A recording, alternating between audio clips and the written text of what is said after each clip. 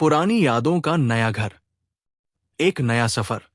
गुड़गांव शहर की चकाचौंध के बीच एक कोने में सुख संसार वृद्धाश्रम नामक एक पुराना लेकिन खूबसूरत घर था।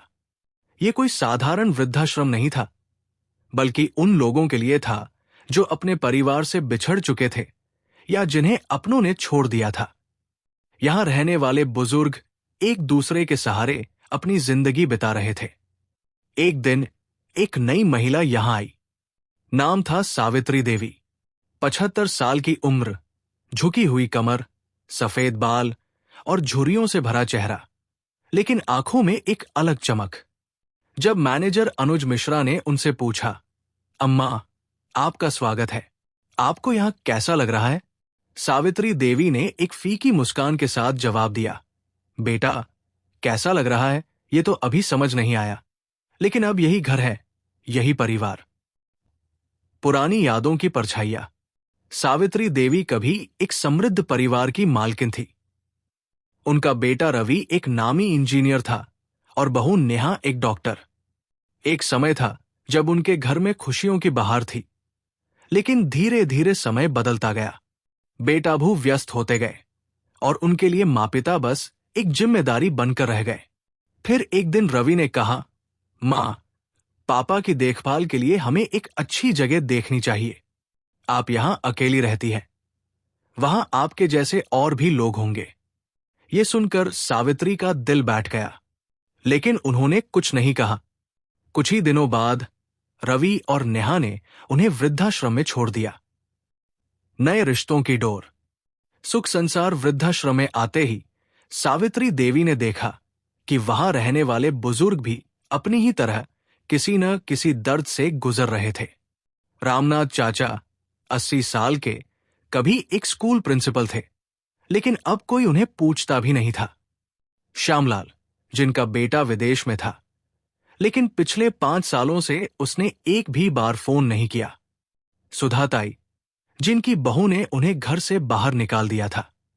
धीरे धीरे सावित्री देवी ने इन सभी से दोस्ती कर ली।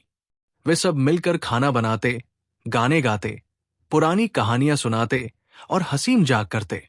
एक दिन अनुज मिश्रा ने वृद्धाश्रम में एक यादों का मेला आयोजित किया, जहां सबको अपने पुराने दिनों की सबसे प्यारी यादें साझा करने को कहा गया। जब सावित्री देवी की बारी आई तो उन्होंने कहा, मुझे अब भी याद है, जब मेरा बेटा छोटा था तब वो मेरी गोद में सोता था। जब पहली बार उसने मां कहा था तो मेरी आंखों में आंसू आ गए थे। लेकिन आज वही बेटा मुझे यहां छोड़ गया है। क्या वक्त के साथ मां की ममता भी कम हो जाती है? वहां बैठे सभी लोगों की आंखें नम हो गई। बदलाव की शुरुआत। एक दिन वृद्धाश्रम के बाहर एक नन्ही बच्ची रो रही थी। वो रास्ता भटक गई थी। सावित्री देवी ने उसे गोद में उठाया और प्यार से पूछा, बेटा, क्या नाम है तुम्हारा? रिया, बच्ची ने रोते हुए कहा। अनुज ने पुलिस को फोन किया और कुछ ही देर में बच्ची के माता पिता आ गए। जाते जाते बच्ची ने सावित्री देवी का हाथ पकड़कर कहा, दादी, आप बहुत अच्छी हो, मैं फिर आऊंगी। इस घटना के बाद अनुज ने एक नई योजना बनाई, अनाथालय और वृद्धाश्रम का मेल। उन्होंने सोचा कि जिन बुजुर्गों को परिवार की जरूरत है और जिन अनाथ बच्चों को दादा दादी का प्यार चाहिए, उन्हें एक साथ लाया जाए। धीरे धीरे वृद्धाश्रम में बच्चों की आवाजें गूंजने लगी। बच्चे बुजुर्गों के साथ खेलते, कहानियां सुनते और उन्हें परिवार जैसा प्यार देने लगे। सावित्री देवी को भी रिया की शक्ल में अपनी पोती दिखने लगी। जीवन का नया सूरज।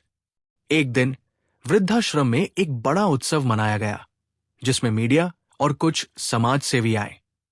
जब टीवी पर यह खबर दिखाई गई तो रवि और नेहा भी इसे देख रहे थे। रवि की आंखों में पश्चाताप के आंसू थे।